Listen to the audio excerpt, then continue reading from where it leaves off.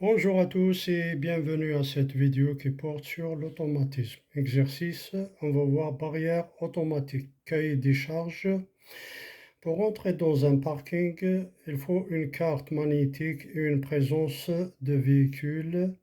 Puis la barrière se lève et lorsque la cellule S3 indique que le véhicule est passé, la barrière se baisse. Question. Question 1. Donnez le graphe 7 niveau 1 et niveau 2 de ce cahier des charges. Deuxième question. Réaliser une simulation à l'aide du logiciel Python. Donc, on va voir le graphe 7 du point de vue technologique et du point de vue automate. Donc, on a les listes des entrées et sorties, S0, S1, S2, S3, KM1, KM2 pour les sorties. Bien, donc, graphe 7 du point de vue technologique, donc ça c'est l'état initial, départ du cycle. Donc on a S0, S2 fois S3. Ensuite on passe à l'étape 1, KM1. Par la suite S1. Donc là, la barrière se trouve fermée.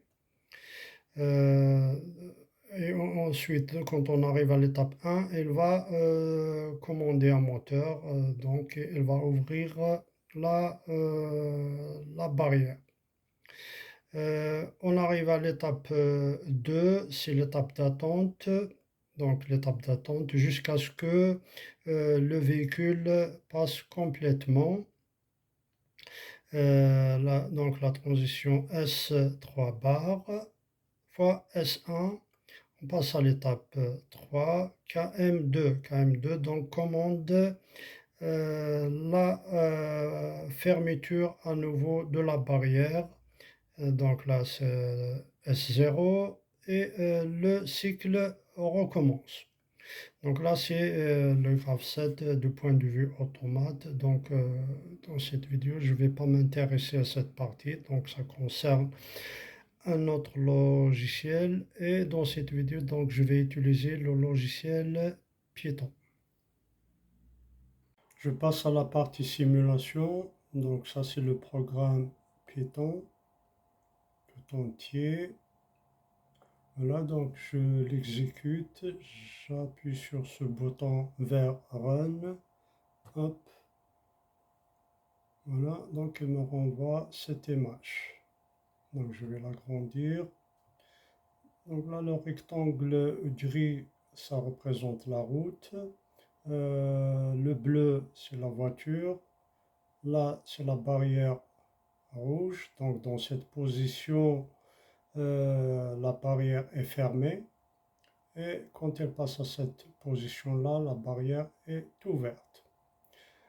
Là, c'est un bouton poussoir qui représente la carte magnétique.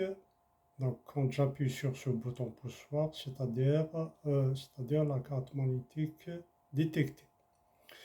Une fois la voiture passe, arrivée à la cellule S3, donc là c'est la cellule S3 que j'ai nommée dans le graphe 7.